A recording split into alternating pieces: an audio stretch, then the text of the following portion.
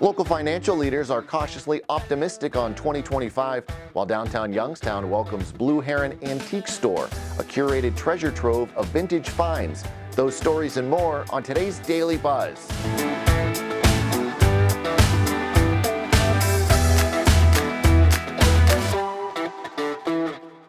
The Daily Buzz is brought to you by 717 Credit Union. Hello everyone, welcome to the Daily Buzz. I'm Mike Moliterno. Local financial institution leaders expressed optimism about 2025, but acknowledged continued uncertainty surrounding inflation and interest rates. In late November, leaders from banks and credit unions participated in a roundtable discussion organized by the Business Journal. Topics included economic impacts, business trends, and challenges for consumers in the coming year. The group discussed several key issues, including fintech's influence on the banking industry, the future role of branches, industry consolidations, and the relationship between interest rates, mortgages, and the local economy. Fintech is almost like a partner with banks. They fill the gaps for efficiencies where maybe opening accounts quicker, anything to do with mobile banking. They come out with the technology, the banks acquire it via third party. And to be honest, I think fintech is now making banks much more user-friendly with that younger generation. We're making a significant investment into our branch network because we view branches not as transaction centers, but as kind of launching pads into the community to serve our community. One of the things that I think people will use branches for more is for consultative conversations. We look at growth not just for the sake of growth, but when you have the opportunity to merge or partner with another institution, it's very important that there's some synergies there, not only in terms of the efficiency, but also the culture. And I think, any merger that's successful, there's always like cultures, and you really can get some real benefit out of that.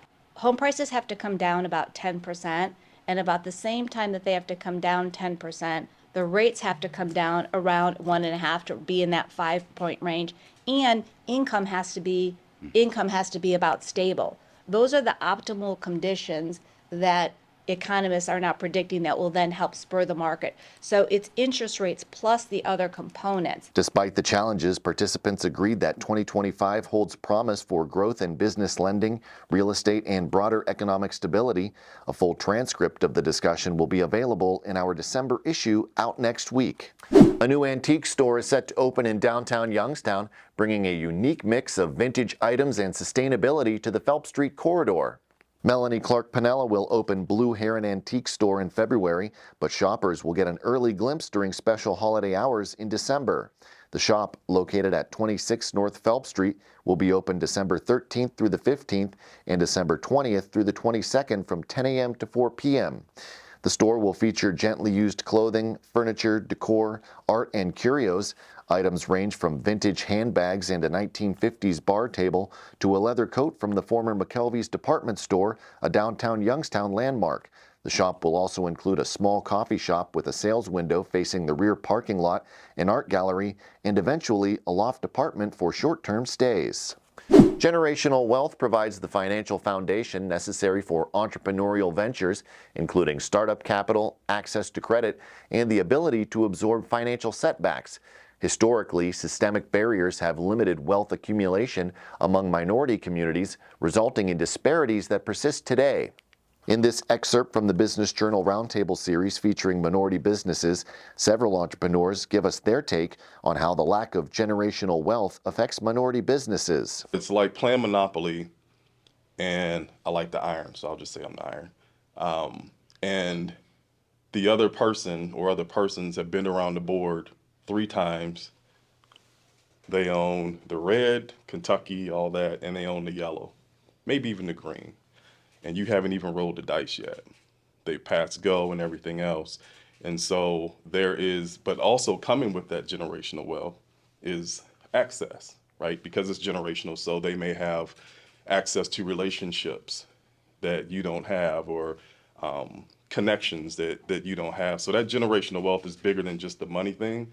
It plays a role. It plays a role like the Monopoly board, but also gives better access and privilege sometimes too. You can hear more in the 3 Minutes with video at businessjournaldaily.com.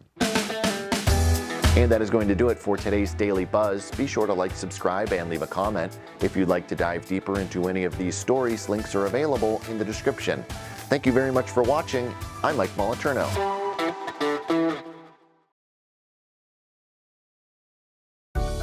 717 Credit Union. Savings power to give your business an extra boost. Business savings, certificates, and business money market. 717 Credit Union. Make your money work as hard as you do. Check out our business money market and CD rates at 717cu.com/rates.